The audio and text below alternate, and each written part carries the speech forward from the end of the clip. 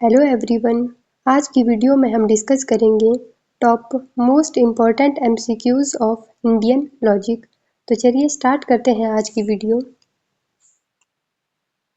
हमारा आज का फर्स्ट क्वेश्चन है which of the following is a characteristics of the Astik schools of Indian philosophy? Rejection of the Vedas, acceptance of the Vedas, emphasis on materialism, denial of the soul। इसका right answer है option B, acceptance of the Vedas. The term Astic refers to the orthodox schools of Indian philosophy that accept the authority of Vedas। जो Orthodox school है जिसको हम आस्तिक school भी बोलते हैं वो वेदों की अथॉरिटी को एक्सेप्ट करता है, जिसमें कि न्याय, विशेषिका, संख्या, योगा, मीमांसा और वेदांता स्कूल आ जाते हैं। और दूसरी साइड अगर हम बात करें नास्तिक स्कूल की, जो कि वेदों की अथॉरिटी को डिनाई करते हैं, उसमें आ जाते हैं बुद्धिज्म, जैनिज्म एंड चारवाक, जो कि वेदों की अथॉरिटी को रिजेक्ट करते हैं। Classification of schools in Indian philosophy. Indian philosophy में जो स्कूल है उनको हम दो भागों में डिवाइड करते हैं, आस्तिक स्कूल, ऑर्थोडॉक्स, नास्तिक, हेटेरोडॉक्स।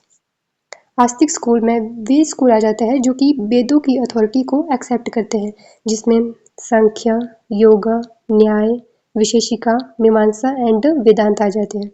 और नास्तिक स्कूल में बुद्धिज्म, जैनिज्म और चारवाक स्कूल आ जाते हैं। Next question is which of the following Indian school of philosophy recognise 6 types of pramanas? Charvaka, Nyaya, Mimamsa, Jainism. इसका राइट आंसर है option C, Mimamsa. Mimamsa school of Indian philosophy recognise 6 types of pramana. Pramana क्या होता है? मीन्स ऑफ नॉलेज, जिसको हम वैलिड सोर्स ऑफ नॉलेज भी बोलते हैं। प्रमाण के 6 टाइप हैं। सबसे पहला है प्रत्यक्ष, जिसको इंग्लिश में परसेप्शन बोलते हैं। सेकंड है अनुमान, इन्फेरेंस। थर्ड है उपमान, कंपैरिजन। फोर्थ है अर्थपत्ति, पोस्टुलेशन। नेक्स्ट है अनुपलब्धि, नॉन एप्रीहेंशन। नेक्स्ट है शब्दा, वर्बल टेस्टिमनी। प्रत्यक्ष प्रमाण में हम नॉलेज डायरेक्ट सेंसरी एक्सपीरियंस से गेन करते हैं। अनुमान, inference, logical reasoning and deduction. अनुमान में हम लॉजिकल रीजनिंग और डिडक्शन के थ्रू नॉलेज गेन करते हैं। इसमें क्या होता है, जो हमारे पास पहले से नॉलेज होता है उसके बेस पर इन्फरेंस या निष्कर्ष निकालते हैं। नेक्स्ट है उपमान, कंपैरिजन, नॉलेज थ्रू एनालॉजी और कंपैरिजन। उपमान में हम दो ऑब्जेक्ट को कंपेयर करके नॉलेज गेन करते हैं। नेक्स्ट है अर्थपत्ति, पोस्टुलेशन, pre-assumption based on the necessity to explain observed effect।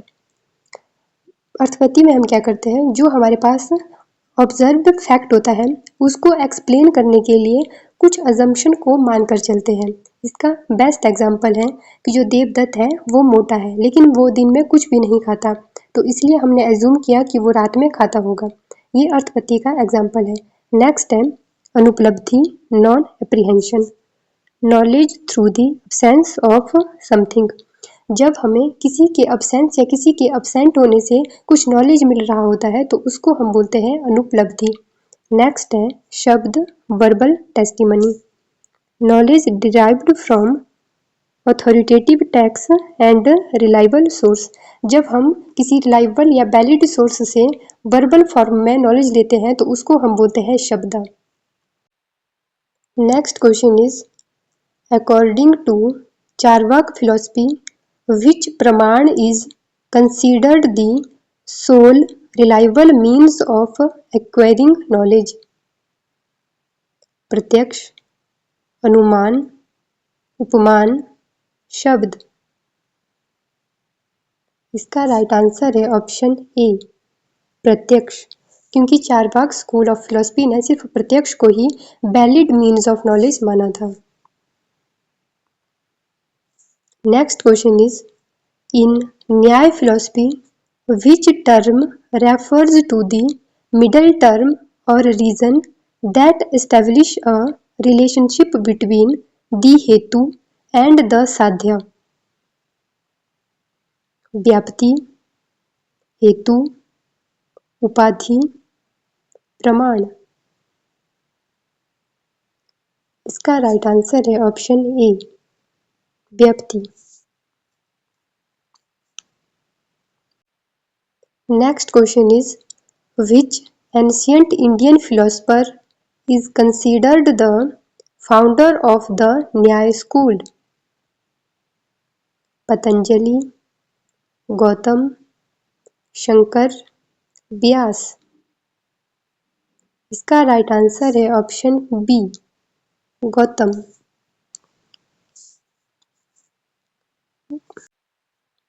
यहाँ पर हम डिस्कस करेंगे इंडियन स्कूल और उनके फाउंडर के बारे में। सबसे पहला है विशेषिका। विशेषिका स्कूल के फाउंडर थे कन्नड़। न्याय स्कूल के फाउंडर थे गौतम मुनि। योग स्कूल के फाउंडर थे पतंजलि। सांख्य स्कूल के फाउंडर थे कपिल मुनि। वेदांत स्कूल के फाउंडर थे वेदव्यास। मीमांसा स्कूल के फाउंडर थे Jaimini. Next question is who is considered the founder of Sankhya philosophy? Patanjali, Kapila, Shankar, Nagarjuna. इसका राइट आंसर है option B, Kapila. Next question is in Indian logic which of the following best describes the concept of स्वार्थ अनुमान? Inference for others, verbal testimony, perception based knowledge, inference for oneself। इसका right answer है option D, inference for oneself। स्वार्थ अनुमान refers to a type of inference in Indian logic that is made for oneself. It is a self-conclusive process where an individual derives knowledge or understanding based on personal reasoning and observation। अगर हम बात करें स्वार्थ अनुमान की तो इसमें हम अपने लिए इन्फ्रेंस निकालते हैं, और दूसरी तरफ अगर हम बात करें परार्थ अनुमान की तो इसमें हम इन्फ्रेंस निकालते हैं दूसरों के लिए, inference made for others. Next question is in Indian logic what does the term parartha anumana refers to? Inference for oneself, perception based knowledge, inference for others, verbal testimony। इसका राइट आंसर है option C, inference for others. Parartha anumana is concept in Indian logic that refers to inference made for benefit of others। Next question is in Indian logic which of the following best describes केवल अन्वय अनुमान?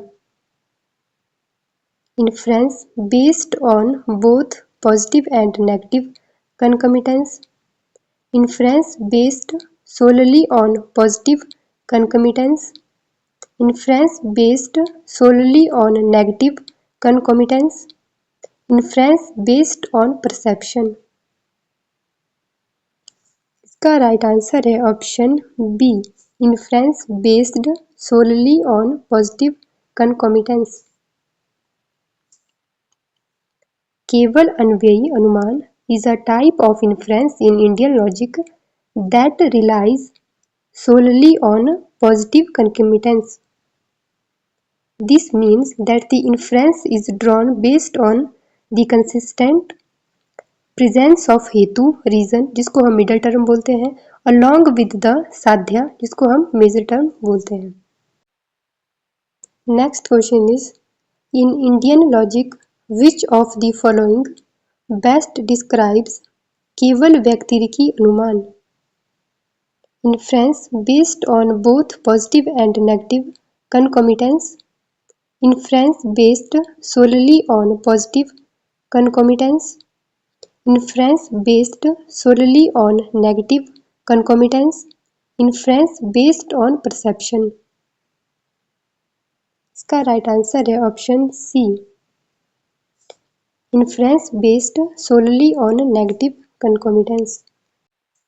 केवल व्यतिरेकी अनुमान is a type of inference in Indian logic that relies solely on negative concomitance.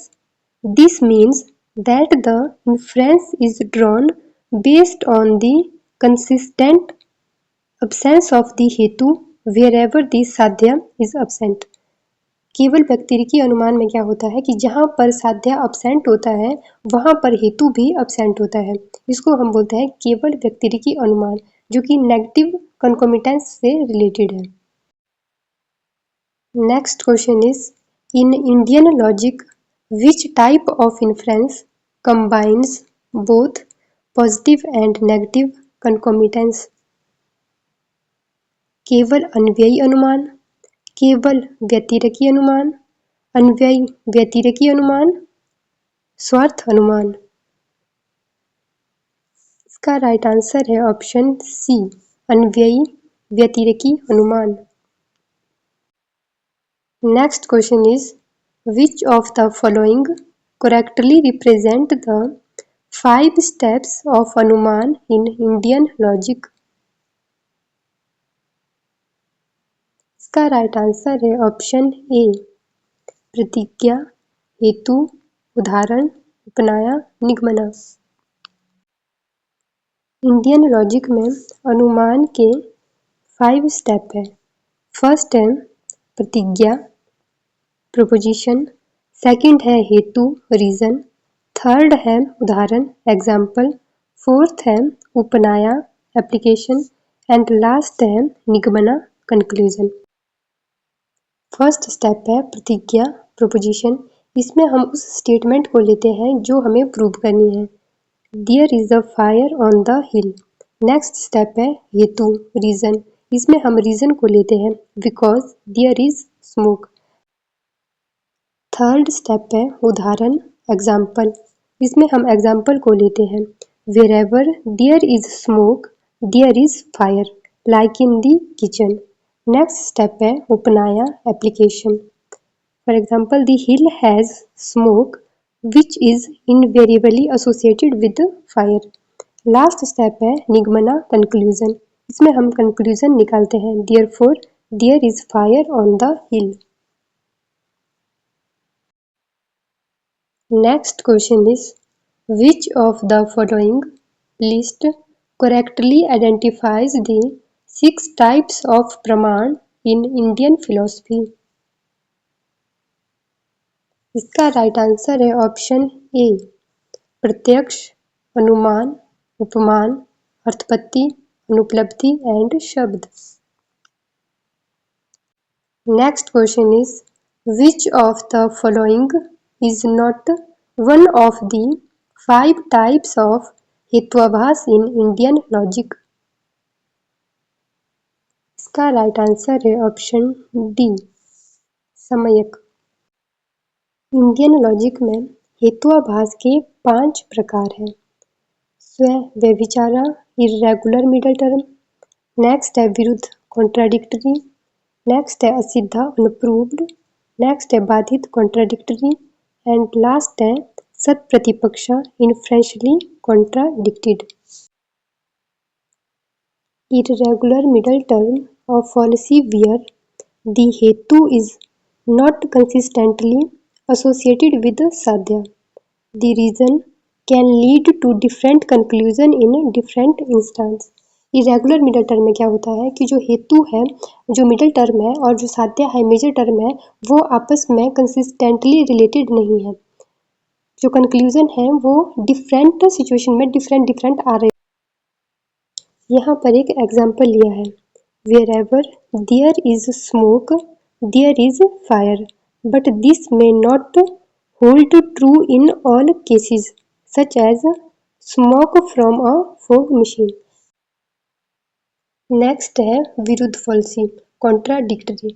विरुद्ध falsies में हेतु और साध्य आपस में एक दूसरे को कॉन्ट्राडिक्ट करते हैं। जैसे for example, sound is eternal because it is produce. ये दोनों आपस में एक दूसरे को कॉन्ट्राडिक्ट कर रहे हैं।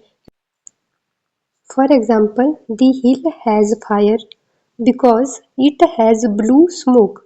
Blue smoke is not a commonly observed, क्योंकि एक्चुअल में ब्लू स्मोक होता ही नहीं है, जिसको हम प्रूव नहीं कर पाए, इसीलिए ये असिद्ध फॉल्सी हो जाती है।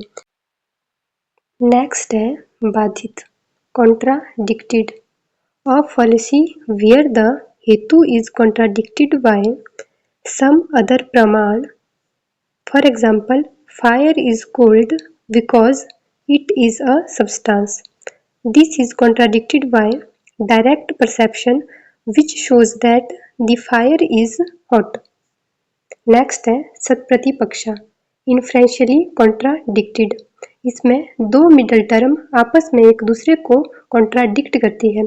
For example, the hill has fire because it has smoke can be contradicted by the hill does not have fire because it is covered with snow.